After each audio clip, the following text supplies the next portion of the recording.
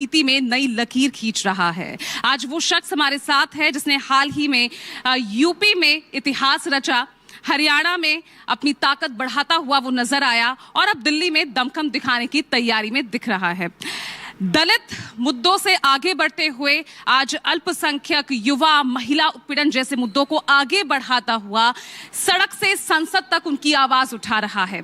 तालियों के साथ स्वागत कीजिए भीम आर्मी और आजाद समाज पार्टी प्रमुख, नगीना से लोकसभा सांसद चंद्रशेखर आजाद जी का।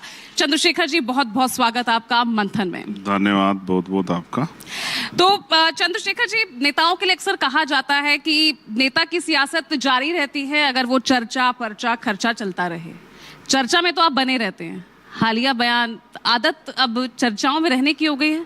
महाकुंभ में वो जा रहे हैं जो पाप जिसने किए हों।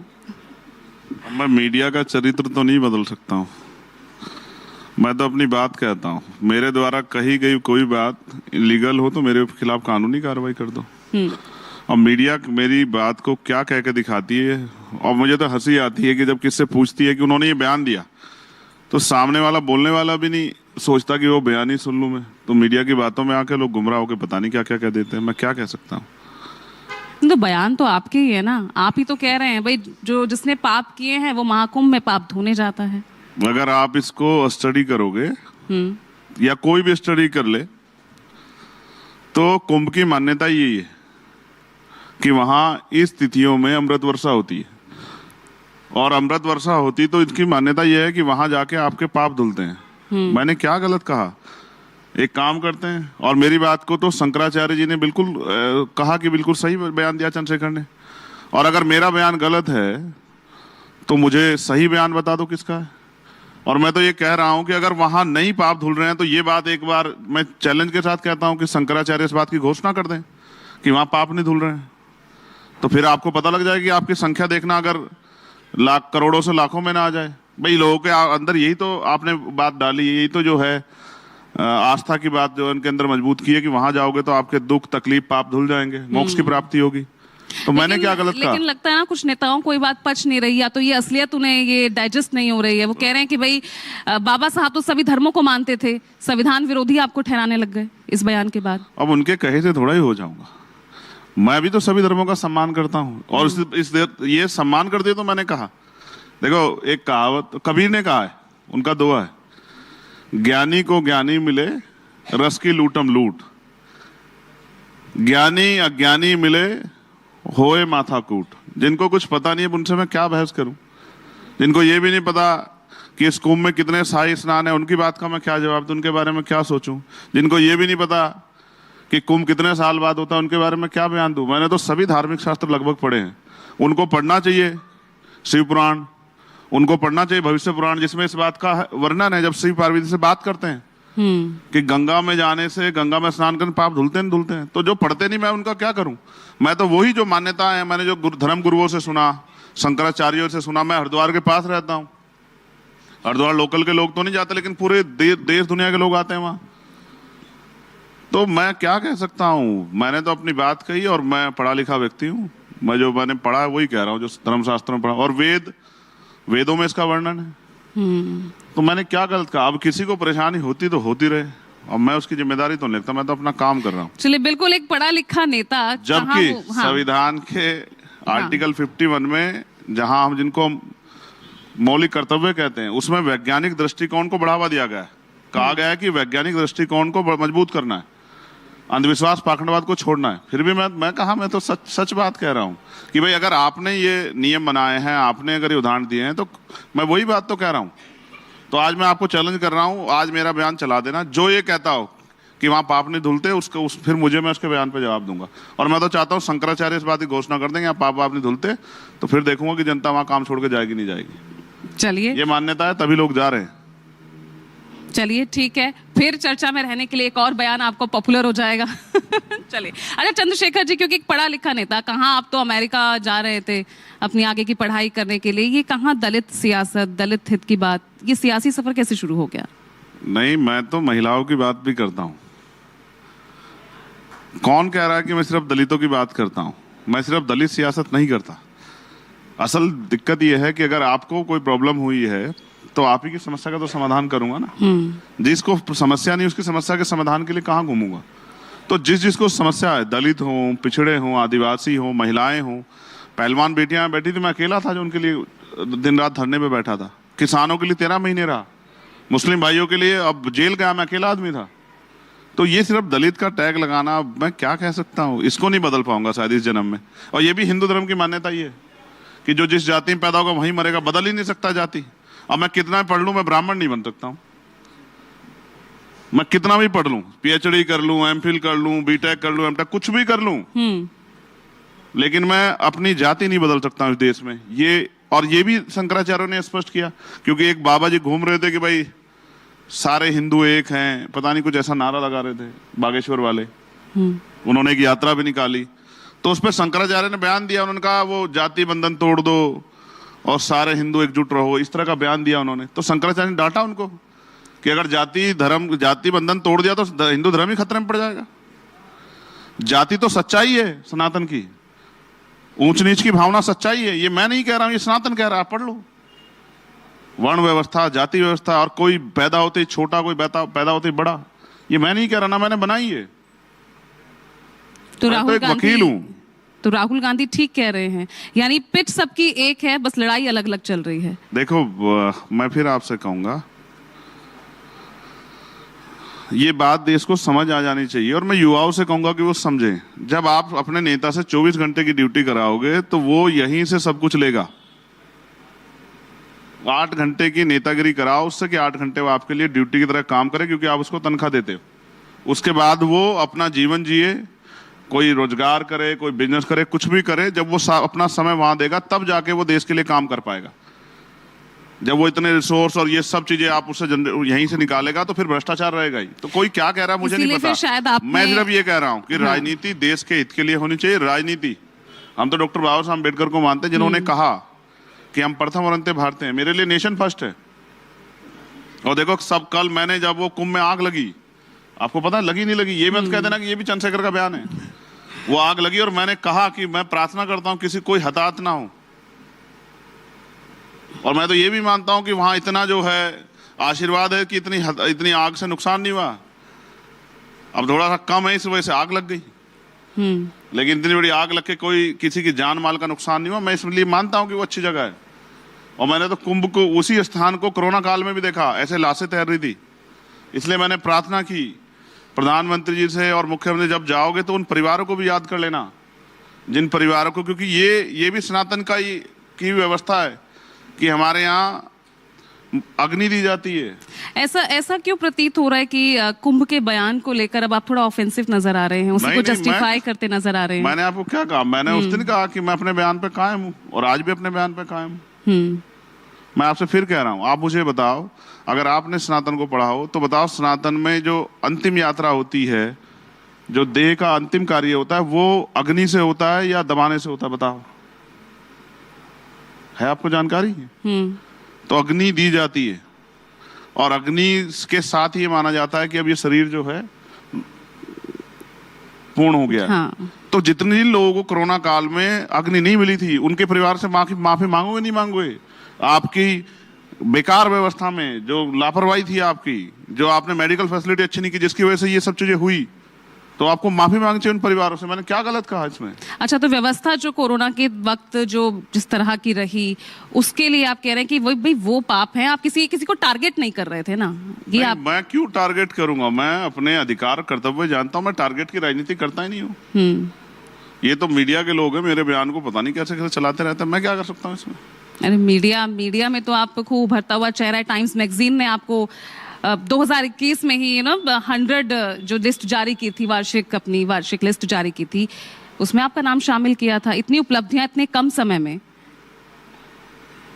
देखो, मैं आपको स्पष्ट करूं, वो मेरे लिए एक चैलेंज था और मैंने उस चैलेंज को एक्सेप्ट किया, और 2024 में उस चैलेंज को मैंने फुलफिल भी करके दिखाया कि जो भी चैलेंज आएगा मेरे सामने उसको हम लोग फुलफिल करेंगे।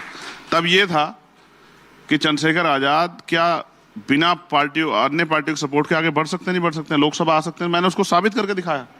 और पार्लियामेंट में भी मुझसे ज्यादा नहीं बोलता कोई। महिलाओं के लिए, किसानों के लिए, पुलिस के लिए, होमगार्डों के लिए, पीआरडी के जवानों के लिए, अर्धसैनिक बलों के लिए, मैं सबके लिए बोलता हूँ। नौजवानों के लिए, बेरोजगारों के लिए, सबके लिए बोलता हूं। भर्तियों पे, आरक्षण घोटालों पे, सरकार के फेलियर पे मैं आपको एक बात बताता हूं। आप कल एक न्यूज चैनल ने स्टोरी की थी, मैंने वो स्टोरी पोस्ट की थी। उत्तर प्रदेश में सबसे ज्यादा जरूरी बात यह है कि वहां के स्कूलों की हालत बड़ी खराब है, और कब किस स्कूल में कितना बड़ा हादसा हो जाए नहीं पता। सरकार आंख बंद करके बैठी है। मैं अपने लोकसभा क्षेत्र में था, स्कूल देखने का, डर गया मैं देख के। छोटे बच्चे, उनको नहीं पता उसकी छत कब गिर जाए, वहां पानी भरा हुआ है, सरकार नहीं दे रही इस तरफ ध्यान। कल इसलिए मैंने मुख्यमंत्री को कहा कि अगर धार्मिक स्थलों से ध्यान हट जाए तो शिक्षा के मंदिरों पर भी ध्यान दे लेना। यहीं से पढ़ लिख के बच्चा जो है डॉक्टर, इंजीनियर, IAS, IPS, आपके ऐसा पत्रकार बनेगा। और नहीं पढ़ेगा तो कुछ भी नहीं बनेगा। फिर वही खेतों मजदूरी करेगा, मेहनत करेगा, मैला उठाएगा, तमाम तरह की परेशानियां झेलेगा, तो इससे उसके परिवार की तरक्की नहीं होगी। इसलिए मैं कह रहा हूं कि शिक्षा पे सरकार को ध्यान देना चाहिए। हर जिले में कम से कम 1000 स्कूल अगर होंगे तो 1000 में से 800 स्कूलों की हालत खराब होगी। और जबकि प्राइम मिनिस्टर ने भी PM श्री योजना चलाई और मुख्यमंत्री ने भी कार्यकल्प योजना चलाई, लेकिन दोनों का लाभ नहीं मिल रहा है। अब इसमें नहीं देते मुख्यमंत्री ध्यान। आवाज तो सिर्फ दलितों, वंचितों के खिलाफ सिर्फ आप ही की पार्टी नहीं उठा रही, अब तो तमाम राष्ट्रीय पार्टियां, कांग्रेस उसका एक बहुत बड़ा उदाहरण है, समाजवादी पार्टी है, अब दलित वोट उनकी तरफ भी शिफ्ट होता नजर आया। और आपके ऊपर तो टैग ही है, मायावती का वोट आप खींचते हैं। पैदाइशी जाति के आधार पर मेरे माथे पे लिखा हुआ है, इसको तो नहीं बदल सकता हूं। मैं तो कह रहा हूं कि मेरे ऊपर टैग रहेगा ही। मैं कितनी भी काबिलियत अर्जित कर लूं, कोई भी लड़ाई लड़ लूं, लेकिन मीडिया को जो कहना है वो तो कहेगी, उसको मैं कैसे दूर कर सकता हूं। रही बात जो पार्टियां लड़ रही है, और वो पार्टियों को बहुत देर से समझ आया कि इनकी लड़ाई भी लड़नी पड़ेगी, और जो हमारे बुनियादी मुद्दे शायद आज भी उनकी लिस्ट में ना हो। डॉक्टर अंबेडकर का सम्मान तो बहुत लोग करते हैं, और सम्मान करने का दिखावा भी बहुत लोग करते हैं, लेकिन उनके विचारधारा पर चलने की हिम्मत बहुत सारे लोगों में नहीं है। इसलिए हम जैसे लोगों की जरूरत है।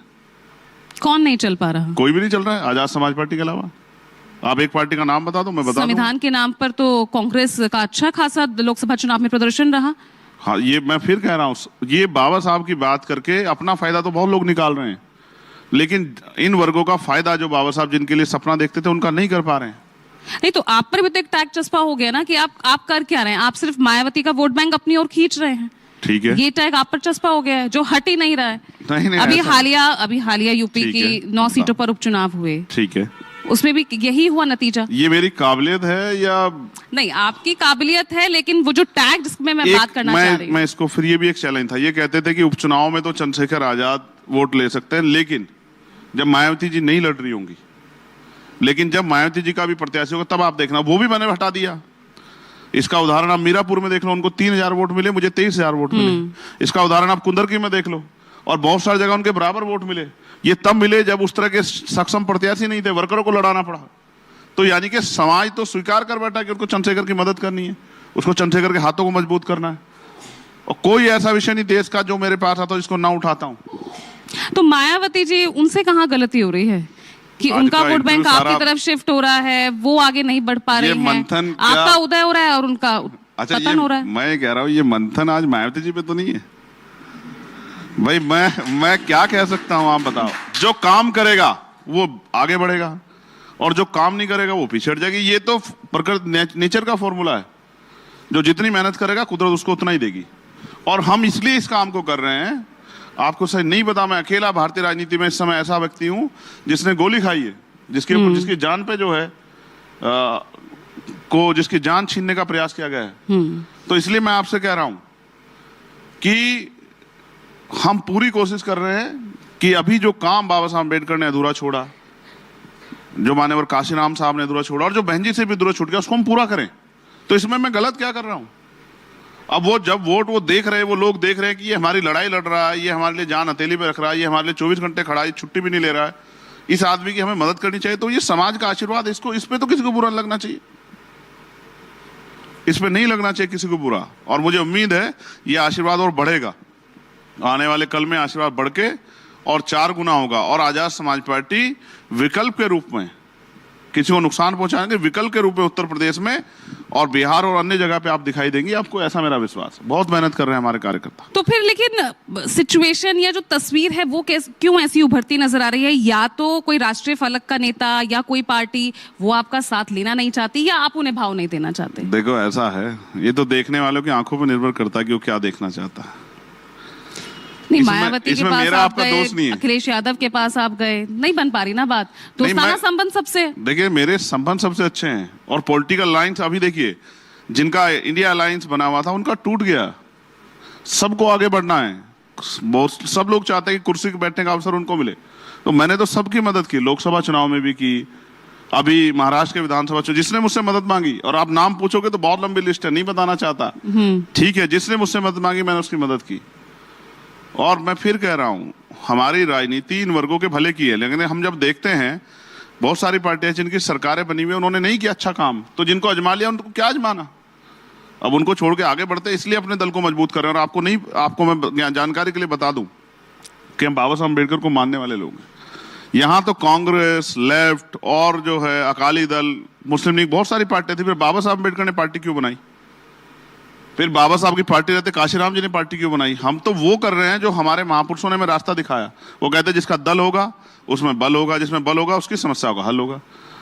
तो अपनी समस्याओं को, अपने लोगों की समस्याओं को हल करने के लिए, गरीबों की समस्याओं को हल करने के लिए, महिलाओं को के सशक्तिकरण के लिए, महिलाओं की सुरक्षा के लिए एक अच्छी सरकार, एक अच्छी सोच की, नीयत की सरकार की जरूरत है जो कॉन्स्टिट्यूशन पे काम करे, कॉन्स्टिट्यूशन के मूल्यों पे काम करे। उसी का काम हम लोग कर रहे हैं, तो इसको मैं समझता हूँ ये सबके लिए अच्छा है।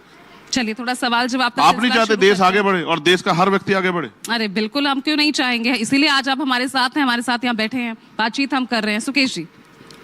चंद्रशेखर जी, राहुल गांधी लगातार आरोप लगा रहे हैं नरेंद्र मोदी और उनकी सरकार पे कि एक दिन वो आरक्षण खत्म कर देंगे, तो वो आरक्षण विरोधी हैं। क्या आपको भी लगता है कि आरक्षण पे खतरा है, जबकि नरेंद्र मोदी से लेकर अब तो मोहन भागवत भी ये क्लैरिफाई कर चुके कि आरक्षण खत्म नहीं होगा? आपको लगता है या सिर्फ ये पॉलिटिकल गिमिक है, एक स्लोगन है? देखो सुकेश जी, मैं स्पष्ट कर दूं, कोई क्या कह रहा है मैं उस पर नहीं जाना चाहता, लेकिन किसी भी पार्टी का एजेंडा, उसका मैनिफेस्टो, उसकी विचारधारा अगर आप देखेंगे तो आपको समझ आ जाएगा कि ये अगर पावर में आएगा तो क्या करेगा। जैसे अगर इवन आप मेरी तरफ देखोगे, अगर चंद्रशेखर पावर में होगा तो क्या होगा, तो आप बिल्कुल क्रिस्टल क्लियर हो जाएगा कि विचारधारा का खेल है। तो आरएसएस, बीजेपी की जो विचारधारा है, संघ की जो विचारधारा है, उनके जो डॉक्यूमेंट्स हैं, वो हमेशा से, चाहे वो संविधान रहा हो, चाहे वो तिरंगा रहा हो, और चाहे वो आरक्षण रहा हो, या कमजोर वर्गों की तरक्की रही, या महिलाओं का सम्मान रहा हो, वो हमेशा इसके विरोधी रहे। इसको आप नहीं डिनाई कर सकते। और इसके लिए मैं फिर कहता हूं, 2 अप्रैल 2018 के को याद करोगे तो एक प्रोटेस्ट हुआ था। उस प्रोटेस्ट के बाद बीजेपी को ये समझ में आया कि सीधे रवैये से नहीं कर सकते, तो अब लेटरल एंट्री हो रही है, अब निजीकरण हो रहा है। अब आप मुझे बताओ, जब सारी संस्थाओं का निजीकरण हो जाएगा सरकारी, तो सरकारी नौकरी रहेगी, तो आरक्षण के झुंझुने का क्या करेंगे? अब तो SC ST के बैकलॉग से ज्यादा, OBC के बैकलॉग ज्यादा, EWS का बैकलॉग आ रहा है, वो कहां से आ रहा है किसी को नहीं पता। अब तो पिछले दरवाजे से सबको जोड़, अब तो नई नियुक्तियां नहीं आ रही है, संविदा, ठेकेदारी, और उनको परमानेंट कर ले रहे हैं, कोई पूछने वाला नहीं है। तो आरक्षण ये तो मैं अपने लोगों को कहना चाहता हूं। दो राष्ट्रीय पार्टियां जो हैं, कांग्रेस और बीजेपी, आप किससे मानते हो कि अंबेडकर की विचारधारा को वो ज्यादा मानते हैं, कांग्रेस या बीजेपी? नहीं, आजाद समाज पार्टी के अलावा कोई नहीं मानता है। उनका फोटो सब लोग लगाते हैं, उनका फोटो सब लोग लगाते हैं, उनके सिद्धांतों की बात मुंह से, मंच से बहुत करते हैं, लेकिन जब आप पार्टी अपनी उसमें होते हो सरकार में, तब लागू कराने की हिम्मत नहीं जुटा पाते। आप याद करो, बाबा साहब अम्बेडकर ने एलिनेशन ऑफ कास्ट लिखी, इस बात को तो आप, इस बात से तो एग्री हो? तो कांग्रेस के मैनिफेस्टो में कभी रहा हो जाति का विनाश, तो आप मुझे बता दो। जो बाबा साहब अम्बेडकर का सपना था कि जाति विहीन समाज बने, तो कांग्रेस किसी लीडर ने उसकी पहल की, तो आप मुझे बता दो। और भाजपा के लोग तो कर ही नहीं सकते। अगर आरएसएस भाजपा के लोग, जैसे एक विषय आया था, तो मुझसे मीडिया में किसने पूछा, मैंने कहा कि मैं जिससे उम्मीद ही नहीं करता कि वो बाबा साहब अम्बेडकर सम्मान करेगा, मैं इस पर क्या बुरा मानूं। चलिए कांग्रेस बीजेपी को छोड़ दीजिए, अखिलेश यादव जी के बारे में क्या राय है आपकी? आप महापुरुषों के नाम पे जितने जिले बने थे सबका नाम बदल दिया, और सहारनपुर में तो झगड़ा करा दिया एक, कि मान्यवर काशीराम साहब के नाम पे जो बना था, जो एक मेडिकल कॉलेज बना, उसका नाम बदल दिया। एक इस्लामिक स्कॉलर है, उनके नाम पे रख दिया कि एक झगड़ा हो जाए। और बहुत सब कुछ है जो नहीं कहना चाहता, वरना फिर बाद में ये चर्चा होगी कि आज चंद्रशेखर ने अखिलेश यादव पे हमला कर दिया। आपके तो अच्छे संबंध थे। डिमोशन आप देखो, जो डिमोशन हुआ है सुकेश भाई, 2012 में जो डिमोशन हुए सरकारी कर्मचारियों के, वो अखिलेश साहब की मेहरबानी से हुए, इन्होंने किए। एक सीईओ को एसआई बना दिया, एक एक्शन को जेई बना दिया, ये सब अखिलेश जी के समय काल में हुआ। और जितने खून के आंसू कर्मचारियों ने इनके सरकार में रोए, कभी नहीं रोए, लेकिन फिर भी हमारे लोगों ने इनको गले लगाया कि चलो भाई इनसे गलती से हो सकता है, लेकिन मुझे नहीं लगता कि कोई बहुत गुंजाइश है, मुझे नहीं लगता है। मायावती कहती थी एक नागनाथ है एक सांपनाथ है, आप भी यही कहते हो। काशीराम साहब कहते थे। हाँ, काशीराम साहब के कहने के बाद बहन जी ने कहना शुरू किया, और मैं फिर कह रहा हूं, अब हम उनसे नहीं लड़ रहे, अब हम अपने लोगों से लड़ रहे हैं कि हमें पावर चाहिए, क्योंकि जो हम करना चाहते हैं, जैसे मुझे अगर यहाँ कुछ चेंज करना है तो जब तक मेरे पास यहाँ पावर नहीं, मैं कैसे कर दूंगा। जैसे एजुकेशन, मैंने कहा पार्लियामेंट में कि एजुकेशन सभी के लिए मुफ्त होनी चाहिए, और एजुकेशन जो सरकारी नौकरी कर रहा है, भाई जो लोग हाई स्कूल इंटर तक, ग्रेजुएशन तक प्राइवेट स्कूल में पढ़ते हैं, वो कहते हैं कि हमें एमबीबीएस सरकारी स्कूल से करनी है, आईआईटी जाना है। मैं आपको इसलिए बात कह रहा हूं कि जब तक सरकारी कर्मचारी से लेके और सरकारी स्कूल में पढ़ने वाला बच्चा, सरकारी अधिकारी, कर्मचारी और नेताओं का, चाहे वो किसी पोस्ट पे हो, और आम किसान का बच्चा सरकारी स्कूल में नहीं पढ़ेगा, तब तक कोई बहुत बदलाव नहीं हो सकता। क्योंकि आज प्राइवेट सेक्टर इतना बड़ा खड़ा हो गया है कि वहां से गरीबों का बच्चा मुकाबला नहीं कर सकता है। 5,000 रुपए फीस देने की हिम्मत हर परिवार में नहीं है एक बच्चे की। और ऐसे ही अगर आप मेडिकल क्षेत्र में बदलाव चाहते हैं तो आपको यहां भी करना पड़ेगा कि सारे नेताओं का इलाज, अब एम्स में सबसे अच्छा इलाज है या नहीं है आप बताओ। तो एम्स में अच्छा इलाज इसलिए क्योंकि नेताओं का इलाज वहां होता है, नेताओं की एंट्री में। आज मैं मेंबर ऑफ पार्लियामेंट जाऊंगा, मेरी एंट्री हो जाएगी, लेकिन क्या आम आदमी घुस सकता है उसमें? मैं अपने फादर को नहीं भर्ती करा पाया था, मुझे आज भी टीस इस बात की, पावर स्ट्रक्चर है वहां। इसलिए मैं आपसे कह रहा हूं कि जब एक ही बेड पे डीएम, एसएसपी, सीओ, विधायक, सांसद, मंत्री का परिवार या उनके परिवार का कोई व्यक्ति या वो खुद इलाज करा रहे होंगे, और वहीं गरीब किसान मजदूर का इलाज होगा, तब अस्पताल में फैसिलिटी भी मिलेगी, दवाइयां मिलेंगी, टेस्ट भी वहीं होंगे, और बिल्डिंग भी अच्छी होगी, यानी कि अच्छा इलाज, गुणवत्तापूर्ण इलाज मिलेगा और गुणवत्तापूर्ण पढ़ाई मिलेगी। इसी गैर बराबरी की बात तो अखिलेश यादव भी कर रहे हैं, राहुल गांधी भी कर रहे हैं, लेकिन आप उनके साथ चलने को तैयार नहीं है। तो मैं आपसे फिर ये कह रहा हूं, मैं अपनी आपसे क्या कहा? स्पेस देख रहे हैं आप। नहीं, मैंने आपसे क्या कहा कि जो हम करना चाहते हैं वो करने के लिए हमें पावर चाहिए, और पावर सत्ता से आएगी। हम अपने लोगों को तैयार कर रहे हैं। अब आप ये कह रहे हैं उनके पास तो सत्ता रही है, उन्होंने जितना किया आप देख लो, उनके पास सत्ता रही है। 0 फीस पे एडमिशन होते बंद करा दिए, ठेकेदारी में आरक्षण था 2012 में, सब हटा दिया उन्होंने, जिनकी बात आप उत्तर प्रदेश में कर रहे हैं। और मैं फिर कह रहा हूं, कांग्रेस लंबे समय सत्ता में रही है, तो कितना बदलाव किया आप देख लो इन विषयों पे। आज भी 80 महिलाओं के साथ एक दिन में रेप जैसी घटना, हत्या जैसी घटना होती है। ये सरकार को इस पर खुश होना चाहिए, स्टेट गवर्नमेंट को इस पर खुश होना चाहिए। मैं आपको ईमानदारी से बताना चाहता हूं, आप भी अपनी बेटी को, अपनी पत्नी को रात को 11 बजे नहीं निकाल सकते दिल्ली, और इसमें मेट्रो सिटी में भी, यहाँ नोएडा में भी ये हालात हैं आज। इस तरह से क्राइम जो है पैर पसार चुका, और बिना सत्ता के संरक्षण के नहीं होता है। हमने तो सत्ता को खड़े देखा अपराधियों के पक्ष में, चाहे हाथरस हो या कोई और घटना हो। आज मैंने अभी एक पोस्ट की, जम्मू में हुआ, कठुआ में एक नाबालिग बच्ची के साथ, शेड्यूल कास्ट की बच्ची है, और कोई नहीं आवाज उठाएगा। आप मेरी बात को यार, जो हमारे दर्द पे आवाज नहीं उठा सकते हो, क्या भला करेंगे हमारा? क्या हम नहीं जानते हैं? परभनी में मार दिया हमारे सोमनाथ सुरन, यात्रा कर रहे हैं हमारे लोग, 6,000 लोग, महिलाएं उनमें, मंत्रालय जा रहे हैं परभनी से, और सतनामी समाज के 250 बच्चे बंद हैं छत्तीसगढ़ में, और किसको तकलीफ हुई? आप मत कहलवाओ मुझसे, मैं सबको जानता हूं कौन कितने पानी में। और मैं फिर कह रहा हूं, मीठा बोलने से आदमी मीठा नहीं हो जाता। अपने फायदे के लिए तो बहुत लोग मीठा बोलते हैं, अपने फायदे के लिए तो चुनाव में जाके हमारी बस्ती में बहुत लोग घूमते हैं, हमारे बराबर बैठते हैं, अपने घर से खाना लाते हैं, हमारे बीच में बैठ के खाते हैं, अपने घर से पानी लाते हैं, अपने गिलास में बैठ के हमारे बीच में पीते हैं। क्या हम नहीं जानते हैं? और चुनाव में वोट के लिए पैर छूते हैं, कई दादी बताते, कई चाची, कई बहन बताते हैं, और फिर चुनाव के बाद ढूंढे नहीं मिलते। नेताओं के दरवाजे 75 साल से बंद है। इसलिए मान्यवर काशीराम साहब ने दल बनाया, बाबा साहब ने दल बनाया, और आज आजाद समाज पार्टी के रूप में हम लोगों ने दल बनाया, गरीबों ने, कि हमें लड़ाई लड़नी है। तो हम गलत नहीं कर रहे हैं। अपनी लड़ाई लड़ना, अपने लोगों की तरक्की सुनिश्चित करना, अपनी भूमिका सुनिश्चित करना, पढ़े लिखे होने का, समाज को फायदा देना, इसमें क्या बुराई है? और जब हम काम करेंगे तो आरोप भी लगेंगे। जैसे आपने कहा कि आप उनको साथ नहीं लेते या उनका साथ नहीं देते, अब मैं चिट्ठी भेज के किसके पास जाऊं? मैंने तो दिल्ली के चुनाव में भी एक पार्टी को कहा कि आओ मिलकर लड़ लेते हैं, अब उन्होंने नहीं हिम्मत जुटाई, तो मैं क्या करूं? मैं तो अपना काम करता हूं, लेकिन मैं फिर इसका क्या प्रदर्शन करूं? मैं तो जब नहीं वो कोई साथ देता तो फिर हम अपने आप मैदान में जाते हैं। लेकिन 70-80 वर्षों की देश की इस राजनीति को अकेले आजाद समाज पार्टी या अकेले चंद्रशेखर आजाद कैसे बदलेगा? देश की राष्ट्रीय पार्टियां अब वो भी इस हालत में है, मैं हाशिए कहूंगी, हाशिए पर आ गई हैं आज। मैंने तो बड़े अकेले बड़े आपकी स्ट्रेटेजी देखो, पहली बात यह है कि दुनिया में कुछ भी असंभव नहीं। जब आदमी, जो बच्चा पैदा होता है तो उसे नहीं पता होता कि क्या बनेगा। जब नरेंद्र मोदी जी पैदा हुए थे तो कहीं से किसी ने भविष्यवाणी की थी कि वो देश के प्राइम मिनिस्टर बनेंगे और 3-3 बार बनेंगे। आप नहीं कह सकते ये बात कि अकेले चंद्रशेखर, अकेला कहाँ है चंद्रशेखर? ये जो पूरे देश में इतना बड़ा स्ट्रक्चर खड़ा हुआ है, पूरे देश में लोग हैं, ये क्या अकेला चंद्रशेखर है क्या? आप चंद्रशेखर को अकेले देखते हो क्योंकि आप देखना चाहते हो, वरना आप ये सोचो कि जहां 22,000-23,000 वोट मिले, क्या 23,000 लोग हमारे साथ नहीं है? क्या उनका परिवार हमारे साथ नहीं है?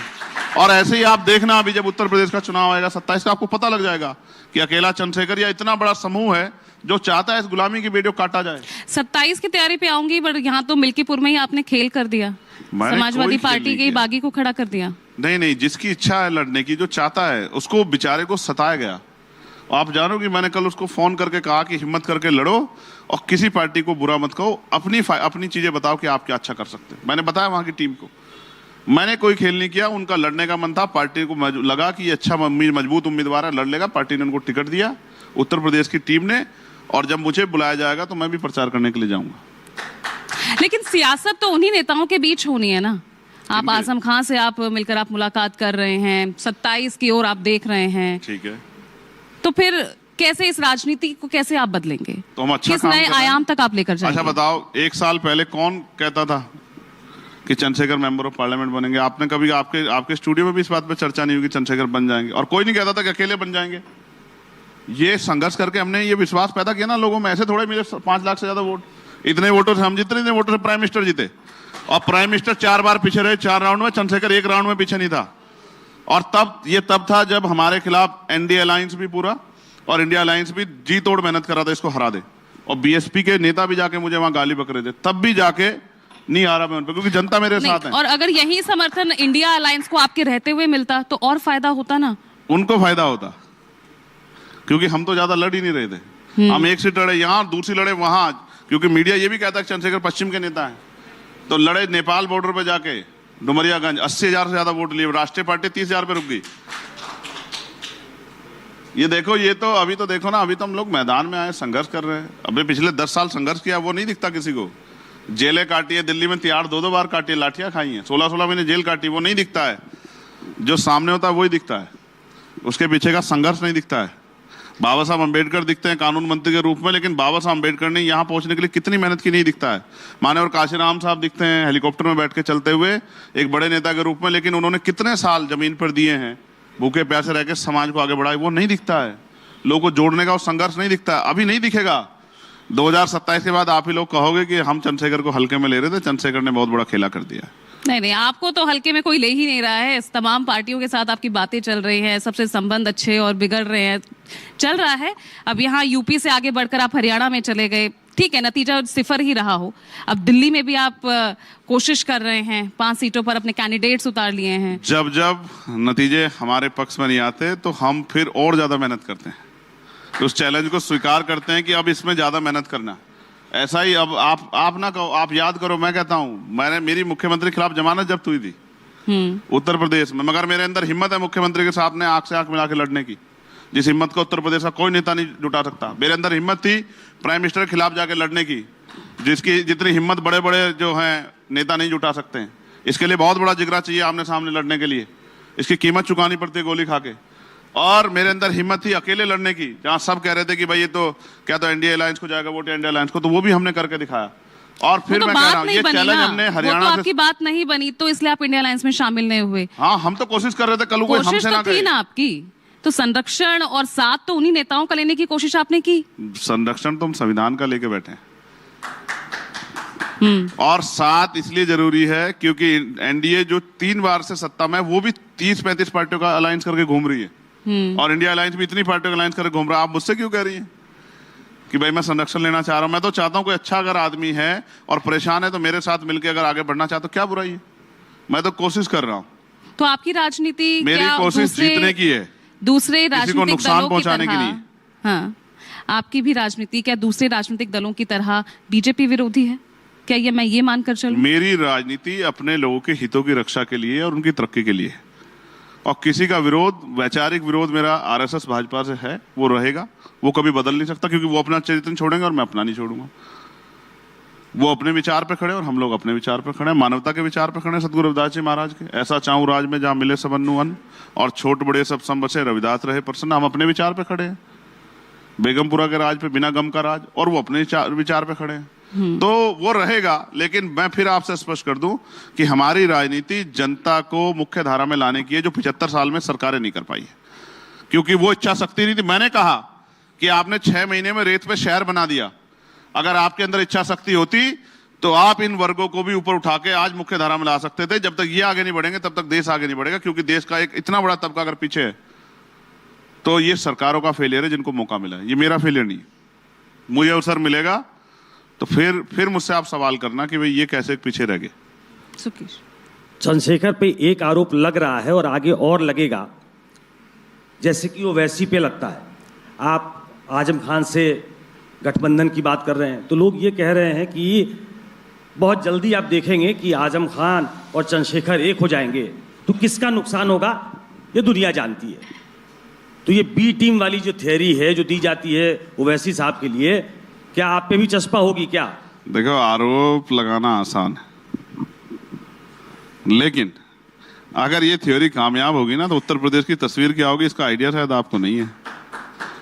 जो थ्योरी आप कह रहे हैं कि हो सकता है ये हो जाए, अगर ये थ्योरी कामयाब होगी ना, इस अलायंस के साथ कोई भी आदमी जुड़ के और विन हो जाएगा उत्तर प्रदेश में। आपको अगर एहसास नहीं तो एहसास करके देख लेना, एक बार इस वोट का कैलकुलेशन करके देखना। जबकि हम तो पूरे हक वंचित कमजोर समाज को, महिलाओं को, सबको साथ लेके चल रहे हैं। लेकिन अगर ये थ्योरी कामयाब होगी तो आप देखना। और जिस दिन ये थ्योरी देखो, ये नगीना में कामयाब हुई तो बड़े बड़े दलों को पटकनी दे दी हमने। ये थ्योरी नगीना में कामयाब हुई है और यही थ्योरी अगर आगे बढ़ गई आप देखना तो उत्तर प्रदेश की तस्वीर बदल जाएगी और आने वाले समय में देश की तस्वीर बदल जाएगी। और मैं इस मंच से कह रहा हूं, अगर वो लोग मुझे सुन रहे हो आपके माध्यम से तो इस थ्योरी को जल्दी बना लें। ये थ्योरी सांप्रदायिकता की राजनीति का अंत कर देगी, ये थ्योरी नफरत की राजनीति का अंत कर देगी। और कोई अंत नहीं है, यही अंत है कि एक टुकड़ों बटा समाज एकजुट हो जाए और मिलकर अपनी शक्ति बनाने के लिए लड़े, अपनी हिस्सेदारी के साथ आगे बढ़े। चले, कुछ चंद्रशेखर जी हमारे भी जो स्टूडेंट्स भी हैं वो भी आपसे सवाल करना चाहते हैं, सर, मेरा पहला सवाल आपसे ये है कि आप एक युवा नेता, दलित नेता के तौर पर पूरे समाज में एक प्रखर है। सर, ये शब्द मुझे जोड़ना पड़ा है क्योंकि आपको प्रेजेंट ऐसे किया जाता है। ये मेरी गलती नहीं है, ये हमारे टीवी समाज, हमारा मीडिया, उन्होंने ऐसे प्रेजेंट किया है, इसलिए मैंने ये शब्द यूज़ किया है। और मेरा पहला प्रश्न यही है कि आप जाति जनगणना पर क्या सोचते हैं और जाति जनगणना किस प्रकार से दलित समाज और भी अन्य समाजों का उद्धार करेगी, इस पर आप क्या कहते हैं? देखिए, जाति जनगणना ये एक बहुत महत्वपूर्ण विषय है। इस पे सवाल खड़ा करना आसान है लेकिन इसको समझना बड़ा कठिन है। जातिगत जनगणना होगी तो ये एक क्लियर पिक्चर आएगी कि किसकी कितनी संख्या है और उसको कितने रिसोर्स आज मिल रहे हैं और जिनको नहीं मिल रहे। जैसे ये इसलिए भी जरूरी है कि मैं अभी झारखंड में था तो मैंने झारखंड सरकार से, हमारी पार्लियामेंट कमेटी का टूर गया था, और जब मैंने उनसे सवाल किया तो उन्होंने कहा हम पे 2011 का आंकड़ा है। तो मैंने उनसे कहा कि 2011 के आंकड़े पे आप किस तरह से जो है जो योजना आप चला रहे हैं उनका जो है क्रियान्वयन आसानी से कर सकते हैं, ईमानदारी से कर सकते हैं, निष्पक्ष कर सकते हैं, जिसकी संख्या 10 साल पहले 10 थी, आज वो संख्या 15 हो गई है। तो आप 10 के आधार पे अगर उनको सुविधा दोगे तो ये कैसे संभव हो सकता है? तो जातिगत जनगणना होगी तो देश के कमजोर वर्गों को बड़ा फायदा होगा और जो योजनाएं बनेंगी उनकी संख्या के आधार पे और उनके हितों को ध्यान पर रख के बनेगी। उनकी संख्या तो हो रही है 85% और योजना का बन रही है 50% लोगों के हिसाब से, तो 35% लोग तो पहली लाइन से बाहर हो गए। तो जब आपको संख्या का पता लग जाएगा, उनके रिसोर्स का, उनकी स्थिति का पता लग जाएगा। कितने लोगों पे बिजनेस है, कितनों पे नौकरी है, कितनों पे उद्योग है, कितने गरीब हैं, कितने हैंड टू माउथ हैं, कितने के सर पे छत नहीं है, कितनों के पे जो है सुख सुविधा नहीं है। तो फिर मुझे लगता है कि सरकार रिसोर्स भी उसी तरह से उन लोगों के लिए योजना बनाएगी जिससे कि उन लोगों को फायदा हो सके। तो जातिगत जनगणना बहुत जरूरी है और इससे बहुत कुछ क्लियर होगा और मैं चाहता हूं कि केंद्र सरकार इसको कराए, इससे भागे ना। राहुल गांधी भी अक्सर यही बातें कहते नजर आते हैं, तो फ्यूचर में कांग्रेस के साथ भी आप देख सकते हैं कोशिश वहां पर भी जारी है? नहीं, मैं आपको एक बात बता दूं, उनकी सरकार थी 2004 से 14 तक, उनके यहाँ हुए थे, वो आंकड़े नहीं जारी कर पाए। मुझसे मत कहलवाओ, मैं सभी को जानता हूं। 4 से 14 तक उनकी सरकार थी, जातिगत जनगणना उन्होंने कराई लेकिन उसके आंकड़े जारी नहीं कराए। और अभी भी जिन जिन स्टेटों में उनकी सरकार है, पहले वहीं से शुरुआत कर दें तो सरकार के मुंह पे एक तमाचा पड़ेगा और सरकार को सोचना पड़ेगा कि कराना है। ठीक है। चंद्रशेखर आजाद पहले हर पार्टी के खिलाफ बोलते थे, लेकिन ऐसा लगता है सांसद बनने के बाद आपकी राजनीति में कुछ बदलाव आया है। सरकार के खिलाफ थोड़ा सा कम मुखर हुए हैं, ठीक है, कांग्रेस पार्टी के साथ थोड़ा सा ज्यादा अलाइन नजर आते हैं। आपकी राजनीति कौन सी पार्टी के सबसे ज्यादा करीब है? मेरी राजनीति गरीबों के सबसे ज्यादा करीब है और पार्टियों का मैंने मैनिफेस्टो पढ़े हैं। आप छोड़ दो मानक भाई, जितना सरकार के खिलाफ मैं मुखर हूं, किसी पार्टी के नेता में हिम्मत नहीं इतना मुखर होकर बोल ले। डबल इंजन की सरकार पर जितना पिछले 4 दिन मैंने सवाल खड़े किए हैं, इतने सवाल 40 दिन में किसी नेता ने खड़े किए। आप चेक करके देख लो, आप कह कुछ भी सकते हो, ये आपका राइट है भाई। व्यक्ति की इतनी आजादी तो मीडिया को मिलनी चाहिए। और कांग्रेस पार्टी से कैसा रिश्ता है राहुल गांधी प्रियंका गांधी से? कुछ बदला है क्या या पहले जैसा ही है अभी? आप मुझे बताओ, वो कोई पहले तो आपको आई थी ना प्रियंका जी अस्पताल में मिलने के लिए, आप उनको दीदी बहन बोलते आज भी बोलता हूँ और कभी उनको मेरे खून की जरूरत पड़ेगी तो याद कर ले, तो बता दूंगा कि भाई बहन का रिश्ता। प्रियंका जी के लिए खून दे देंगे? मैं फिर कह रहा हूँ, देश की किसी भी बेटी के लिए जिसकी रक्षा सुरक्षा या जिसकी मदद मैं कर सकता हूँ, मैं उसके लिए 24 घंटे। और राहुल गांधी के लिए क्या दे देंगे? समर्थन दे देंगे? कैसा समर्थन मांगा उन्होंने तो कैसा समर्थन चाहते हैं? पार्टी में आ जाइए, मिल जाइए, ताकत जोड़ लेते हैं। हाँ। ये आजाद समाज पार्टी एक वैचारिक आंदोलन है। अगर आप इसे किसी के साथ में मिलाओगे ना तो उनका काम आगे बढ़ेगा ना हमारा काम आगे बढ़ेगा। ये प्योर आंदोलन है मान्यवर काशीराम साहब का, बाबा साहब अम्बेडकर का, ज्योतिबा फूले का, साहू जी महाराज का और बहुत सारे ऐसे महापुरुष हैं। इंडिया गठबंधन का हिस्सा तो नहीं है ना? इंडिया गठबंधन का हिस्सा नहीं। तो मिल्कीपुर में किसको सपोर्ट करेंगे? मिल्कीपुर में चुनाव लड़ रहे हैं, जागरूक रहिए मानक साहब, जागरूक रहिए। तो आपका नहीं मुझे हमारी पार्टी चुनाव लड़ रही है। मुझे पता है आपकी पार्टी चुनाव लड़ रही है। महामना रामसूप वर्मा जी के आइडियोलॉजी को, पेरे ललई यादव जी के आइडियोलॉजी को लेकर चुनाव लड़ रहे हैं मिल्कीपुर में। आपकी पार्टी पर आरोप ये लग रहा है कि वहां पर आप वोट काटने के लिए उतरे हैं। कौन आरोप लगा? आपको अधिकार है पूरा, आप लगा। नहीं, बहुत लोग आरोप लगा रहे हैं कि वहां सिर्फ वोट काटने के लिए उतरे हैं, फायदा बीजेपी का हो जाएगा। समय बताएगा कौन किसके वोट काट रहा है। बीजेपी का फायदा हो जाएगा। मुझे ये बता दो, सिर्फ इतना बता दो मुझे, तो समाजवादी को अपना प्रत्याशी बैक कर लेना चाहिए अगर बीजेपी का फायदा रोकना है तो। जैसे हमने 80 में से 2 सीटों पर लड़ाए थे और हमारे वोटरों ने वोट तो दिया ही होगा ना, जो हमने संगठन बनाया। तो समाजवादी को पीछे हो जाना चाहिए। देखिए हम हरा देंगे भारतीय जनता पार्टी को। कौन किसका फायदा नुकसान करना चाहिए आप नहीं जानते हो क्या? अब आप ये कह दो कि मैं घर बैठ जाऊं, अगर मैं घर बैठ जाता तो लोकसभा में कैसे होता? लोकसभा में नहीं होता तो मेरे लोगों की आवाज कौन उठाता? इतने इशू पे जो मैंने सवाल उठाए कौन करता? आप ये चाहते हैं कि हमें मिट्टी में दफन करके, और यहां की राजनीति ये तो चलती है ये बहुत दिनों से। हम महापुरुषों को मानने वाले लोग हैं, अपने हक अधिकार के लिए लड़ेंगे और उतनी ताकत से लड़ेंगे जितनी हम में है। और जब तक ताकत रहेगी लड़ते रहेंगे अन्याय के खिलाफ। और जब अन्याय जड़ से खत्म हो जाएगा तभी चैन की सांस लेंगे। क्या नगीना सीट जीतने के बाद आप ये मानते हैं कि अब उत्तर प्रदेश में बीएसपी का अंत निकट है और एक नई पार्टी आपकी और एक नया नेता, दलित नेता वो खड़ा हो गया है? अब यूपी की राजनीति, देश की राजनीति आप बदलने वाले हैं? कहां लिखा है ये बताओ? माथे पे लिखा है क्या कि दलित नेता खड़ा हो गया? जरा आप मुझे समझाओ।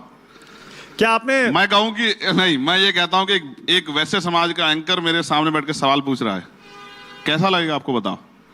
आप भटका रहे हैं सवाल को। नहीं, मैं सवाल को नहीं भटका रहा हूं। बीएसपी की जगह आजाद समाज पार्टी ले रही मेरा है? झगड़ा कराना चाहते हो मानक भाई? मुझसे पूछ लो। आप चाहते हो कि मैं उनके खिलाफ कुछ बुरा कहूं, वो फिर उधर से जवाब दे। उनकी आदत है मुझे बुरा कहने की, मेरी आदत नहीं है।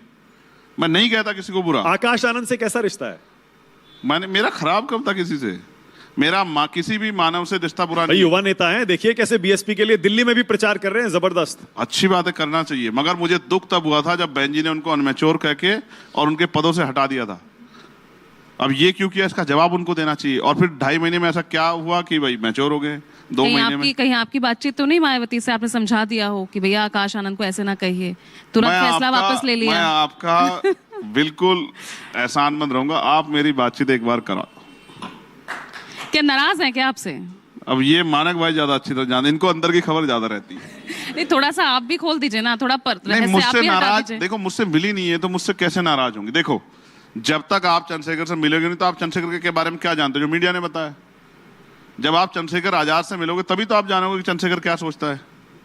मैं किसी के लिए बुरा नहीं सोचता। आप भी दलित और वो हमारे उत्थान के लिए नेता बात हैं। करते हैं, मायावती भी दलित वो उत्थान नहीं की नहीं, बात मायावती करती जी है। सर्वजन के लिए काम करती हैं। आप यही तो बुरा है, मैं यही समझा रहा हूँ। चलिए ठीक है, सर्वजन के लिए आप दोनों पार्टियां काम कर रहे हैं, साथ होते तो ताकत और ही बढ़ती ना। मैं कह रहा हूँ ना, करा दो ना, साथ आप करा दो। मैं ये कह रहा हूँ कि न्यूज़ 24 और एबीपी को एकजुट हो जाना चाहिए। अब इससे जो है आपकी शक्ति बढ़ेगी। ये क्या बात फॉर्मूला हुआ? ये क्या फॉर्मूला बताया आपने कि 2 चैनल्स आपस में मिल जाएंगे तो उनकी शक्ति बढ़ जाएगी? शक्ति इस बात से बढ़ेगी जो ज्यादा काम करेगा समाज उसके साथ रहेगा। और शक्ति क्या उनकी, देखो उनका आशीर्वाद तो मुझे है, क्या बिना उनके आशीर्वाद के आगे बढ़ गया मैं? उनके आशीर्वाद से आप उन्हीं के वोट काट रहे हैं। ऐसा ही चल रहा है, अब आप इससे तो इनकार नहीं कर सकते। आप दिल्ली के आम आदमी पार्टी को भी कहते थे कि ये किसी के वोट काट रहे हैं, 2-2 स्टेट में सरकार बिल्कुल कहते हैं, बिल्कुल कहते हैं। आप कहते हो नहीं कहते हो? कांग्रेस का एक वोट सेकंड काट सुनो। कर ही तो आई है तो वो आम 2 आदमी स्टेटों में पार्टी। सरकार चला के अपनी योजनाओं को क्रियान्वयन कर रहे हैं, तो इसमें क्या बुरा है? आप क्यों कहना चाहते हैं कि कुछ ही पार्टियों के, कुछ ही परिवारों के हाथ में रहेगी लोकतंत्र? क्यों कहना चाहते हैं आप ऐसा? क्या विचार है केजरीवाल जी पर, क्या विचार है आपके? नहीं, दिल्ली में लड़ रहे हैं, नहीं लड़ रहे हैं? लड़ रहे हैं। कितनी सीटों पर लड़ रहे हैं? इसकी एग्जैक्ट जानकारी नहीं है, मगर 15 के लगभग सीट है। ओके, तो मैं केजरीवाल आपको जी एक बात यहाँ मंच से बताता हूँ। दिल्ली के चुनाव में एक राष्ट्रीय पार्टी के नेता से मैंने कहा था कि अगर आप चाहो तो मिलकर लड़ सकते हैं, विनिंग पोजीशन बने। उन्होंने कोई जवाब नहीं दिया। फिर दिल्ली की टीम ने तय किया कि हमें लड़ना। मतलब कांग्रेस पार्टी की तरफ इशारा है आपका? नहीं, मैं किसी पार्टी का नाम नहीं ले रहा। 3 ही पार्टियां हैं दिल्ली तो में, तीनों बीजेपी ही- के साथ आप बिल्कुल। जाएंगे नहीं, आम आदमी पार्टी सत्ता में है, तो कांग्रेस को ही आपने प्रपोजल दिया होगा। चलो ये अच्छा किया, आपके मुंह से निकल गई ये बात कि मैं बीजेपी के साथ नहीं जाऊंगा। अभी आप थोड़ी देर पहले आप ही कहे ना भाई, कि आप ही आप- कहते आप हैं। ही ने clear किया, आप नहीं उससे नहीं, पहले। आप हमलावर रहते, आप सरकार की तरफ कम हमलावर हैं, ये बात आप ही कह रहे थे। मगर आप जानते हो कि चंद्रशेखर आजाद राजनीति छोड़ सकता है, लेकिन भारतीय जनता पार्टी का मोहरा बनकर काम नहीं कर, ये बात आप जानते हो ना। उनके साथ जा सकता है ना उनकी मदद, ये बात आप भी जानते हो, क्योंकि आपने मुझे संघर्ष करते देखा। दिल्ली में लड़ रहे हैं तो किन मुद्दों पर लड़ेंगे चंद्रशेखर आजाद? दिल्ली के हाल देखो, एक बच्ची का रेप हुआ तो उनके घर गया था, छत नहीं है उनके सर पे, और वादा किया दोनों पार्टियों ने, कच्ची कॉलोनियां पक्की ले लो, रजिस्ट्री कहाँ है? वो रजिस्ट्री? शीश महल शराब आपने देखा घोटाला, होगा, मैंने नहीं देखा, मेरे पास इतना समय नहीं है। आप शराब गए थे घोटाला, देखने? शराब घोटाला। शराब बुरा है, मैंने तो उसी दिन उस पर आलोचना की। और देखो, हम तो गांव में जाके कहते हैं लोगों से शराब छोड़ो। सदगुरु रविदास जी महाराज ने, हमारे महापुरुषों ने कहा कि नशा छोड़ो, तो मैं तो जाके कहता हूं। मैं इसका कहां समर्थक हो जाऊंगा? जो गलत है वो गलत है। उन पे आरोप लगे हैं, वो लोग जेल गए हैं, मैं ये मानता हूं कुछ आरोप झूठे भी हो सकते हैं, लेकिन वो कोर्ट तय कर देगी। मुझसे आपको एक बार बताऊं, मैं चैनल पे कह देता हूं, मुझसे हमारी पार्टी में एक प्रत्याशी आया और विषय ऐसा था कि मुझसे पूछा गया कि एक प्रत्याशी अरविंद केजरीवाल के खिलाफ लड़ना चाहता है, सुप्रीम कोर्ट का एडवोकेट, आप परमिट करोगे? मैंने कहा अरविंद केजरीवाल के खिलाफ मत लड़ाओ। अगर कहीं अरविंद केजरीवाल कुछ वोट से हार गए तो सारे जीवन मुझसे कहते रहेंगे चंद्रशेखर ने हरवा दिया। तो मैंने कहा मैं नहीं चाहता कि एक अच्छा नेता जो अपनी पार्टी को लीड कर रहा है उसके साथ किसी तरह का खिलवाड़ हो। अच्छा नेता नहीं, अच्छे ही हैं, बहुत अच्छे काम भी किए हैं, मैं बुरे नहीं कह रहा हूं, लेकिन कुछ बुराइयां उनको नहीं छुपाया जा सकता है कि उन्होंने वादे तो बहुत किए लेकिन खरे नहीं उतर पाए। अच्छा, शीला जी में और केजरीवाल जी में बेटर कौन है? मैंने शीला जी का कार्यकाल उस तरह नहीं देखा। कमाल करते हैं आप, 15 साल उन्हें दिल्ली पर राज किया, मैं उत्तर प्रदेश कहते का हैं कि रहने बहुत वाला काम किया 15 साल में। मैं उत्तर प्रदेश का रहने वाला अरे हूं। दिल्ली तक बढ़ना है, राष्ट्रीय राजनीति का चेहरा अब आप बनना है, कहो दिल्ली तो को मैं जानना पुरानी होगा फाइलें आपको। खोल देखूं तो मैं पढ़ लूंगा, आप कह रहे हैं तो। अच्छा, अखिलेश जी से कैसा रिश्ता है चंद्रशेखर आजाद का? बिल्कुल अच्छा है। बीच में तो खराब था ना चुनाव के समय, याद है? आप खराब याद रखते हो, अच्छा याद अब नहीं ठीक है? रखते हो। अब ठीक है। अच्छा ही है। देखो, चुनाव अलायंस नहीं हुआ, ठीक है, हमने अपनी बात खत्म की, गुस्सा था कह दिया, अब वो अपने काम निकल गए, हम अपने काम निकल गए, हम अपना काम कर रहे हैं, वो अपना कर रहे हैं। उन्होंने हमें हराने में कोई कम भूमिका की क्या? 2 बार गए वो मेरे यहाँ और जाके कहा कि भाई पता नहीं मेरे ऊपर कितने आरोप लगाए। पर आपके साथ क्यों दलित आएगा? जब पीडीए उन्होंने बनाया, 37 सीटें जीते इस बार, उन्हीं के साथ जाएगा दलित भी, पिछड़ा भी, अल्पसंख्यक भी। समय बताएगा, समय बताएगा कि कौन किसके साथ जाएगा। हम लोग मेहनत कर रहे हैं और कथनी करनी का फर्क लोग जानते हैं। पीडीए का नारा दो और माता प्रसाद पांडे जी को आप जो है प्रदेश की कमान दे दो, तो ये तो लोग कह रहे हैं, मैं नहीं कह रहा हूं। मैं तो किसी को बुरा नहीं कहता हूं। अच्छा, योगी जी पर अपने विचार बता कर जाइए। आज मुझे याद है लास्ट आखिरी बार जब हमारी आपकी बात हुई थी, तब आपने कहा था कैसे जेल भेजा, गोली चलवाई। आज मैं आपको एक बात बताता हूं। योगी जी क्योंकि लंबे समय धर्म के काम से जुड़े रहे, वो धर्म के काम बहुत अच्छे करते हैं। आपको पता, कल तत्काल पहुंच गए थे वहां। लेकिन जिस तरह से बेटियों पे दमन होता है, जैसे जौनपुर में एक बच्ची के साथ हुआ, और आप सुनो, आपको भी तकलीफ होनी चाहिए, और यहां बैठे हर एक आदमी को, बच्चियां बहुत बैठी हैं, इनको सुनना चाहिए इस घटना को। जौनपुर में एक नाबालिग बच्ची का अपहरण हुआ 9 तारीख को। उसके बूढ़े माता पिता घर में रहते हैं। अक्षम है, उस तरह से नहीं लड़ पाए, पुलिस के पास गए, पुलिस ने कह दिया, क्योंकि बच्ची शेड्यूल कास्ट की थी, कि भागी होगी किसी के साथ, आ जाएगी, भागो। 2 दिन बाद अपने आप गुमशुदा में रिपोर्ट दर्ज कर दी। 17 तारीख को उसका भाई जो आंध्रा में काम करता है वो घर पहुंचा। 18 तारीख को उस बच्ची की लाश तालाब से बरामद हुई। ये है उत्तर प्रदेश का सच। हाथरस के परिवार को कहा था कि आपको देंगे मकान और आपको देंगे नौकरी, अब तक नहीं दी। ये उत्तर प्रदेश का सच। तो वो इस सारे मामले में फेलियर है। वो राजनीतिक विरोधियों को सही नुकसान पहुंचा सकते हैं, वो धार्मिक एजेंडे पर सही काम कर सकते हैं, लेकिन एक कुशल प्रशासक वही होता है जो अंतिम व्यक्ति की पीड़ा को भी सुने, जाति धर्म से ऊपर उठकर। इसमें वो फेल है, इसे कहने में मुझे कोई तकलीफ नहीं। और मैंने स्कूल का उदाहरण दे दिया आपको, और हॉस्पिटलों का जाके देख लो, सड़कों का मैंने अभी अपने जिले के सारे अधिकारियों को मैं लेके गया था। इतना इतना गारा हो रहा है, और शिकायत किसने की आप जान के हैरान हो। एक छोटे बच्चे ने मुझसे कहा कि हम जब सुबह जाते हैं तैयार होके मंदिर जाने के लिए, स्कूल के, शिक्षा के मंदिर, तो हम जाते हैं घर से तैयार होके, लेकिन वहां तक जाते हैं हमारे कपड़े जूते बिल्कुल सन जाते हैं। सड़क हमारी इतनी खराब है। भैया सांसद जी आ जाओ, सुन लो एक मिनट। हाँ। सांसद जी आ जाओ, एक बार हमारी सड़क देख जाओ। आपने अफसरों की परेड करा दी थी वहां पर, सुन रहे हैं? कहीं नहीं परेड कराई मैंने, हमारे पास वीडियो आया। मैंने उनको सिर्फ दिखाया कि चलो जाके देखो, कीचड़ में चल के दिखाओ। हाँ, नहीं, मैं खुद चला भाई। हाँ, मैंने कहा कि आओ देखते हैं कि हम जिनकी बदौलत तनख्वाह ले रहे हैं, जिनकी बदौलत हम कुर्सियों पे बैठे हैं, जिनके काम की जिम्मेदारी हम पे, हम क्या उनका काम ईमानदार से कर पा रहे, नहीं कर पा रहे हैं। तो जब उन्होंने देखा, और उसमें 2 महिला अधिकारी थी, और दोनों महिला अधिकारियों ने बड़े सख्ती से अपने अधिकारियों से कहा कि ये गलत है। सांसद जी जो कह रहे हैं ये गलत है और ये सड़क बननी चाहिए। मैं इसलिए आपसे कह रहा हूं कि जितना काम एक सांसद की निधि मिलती है उतना काम मैं ऑलरेडी करा चुका। कोई पूरा आप रिकॉर्ड चेक करा लो, 543 में सबसे ज्यादा काम कराया होगा मैंने। और जो काम नहीं करा पा रहा उसका तरीका जानता हूं, क्योंकि वकील हूं। तो अधिकारियों से कहा चल के देखो, ये आपकी जिम्मेदारी है। और सरकार जवाब दे कि सरकार सड़कें नहीं। मुख्यमंत्री जी ने तो अखबार में निकलवाया कि आप सब लोग सांसद विधायक अपने अपने काम दे दो सड़कों के, उसके हम जल्दी करवा देंगे। कहां गए मुख्यमंत्री? अब नहीं दिख रहा है। ये परेड नहीं दिख रही आपके अधिकारियों की, ये अपने अधिकारियों का उतरा हुआ मुंह नहीं दिख रहा, वो भी आंख नहीं मिला पा रहे हैं। चलिए चंद्रशेखर जी, उम्मीद करते हैं जितनी मजबूती से, जितनी बेबाकी से आज अपनी बात रख रहे हैं, देश को भी उतनी मजबूती से आगे ले जाएं। बहुत बहुत शुक्रिया। हर सवाल का जवाब आपने बहुत अच्छे से यहाँ के युवा के सामने रखा। बहुत बहुत शुक्रिया।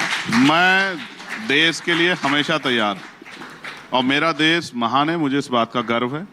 बस गर्व इस बात का कराना कि देश का अंतिम व्यक्ति भी इस देश को की जो भूमिका है, जो बढ़ने वाली प्रक्रिया, उसमें आगे बढ़े और मुख्य धारा में जुड़े। यही प्रयास करने के लिए हम लोग राजनीति कर रहे हैं, ना कि व्यापार के लिए। बहुत बहुत शुक्रिया, बहुत बहुत शुक्रिया चंद्रशेखर जी। धन्यवाद।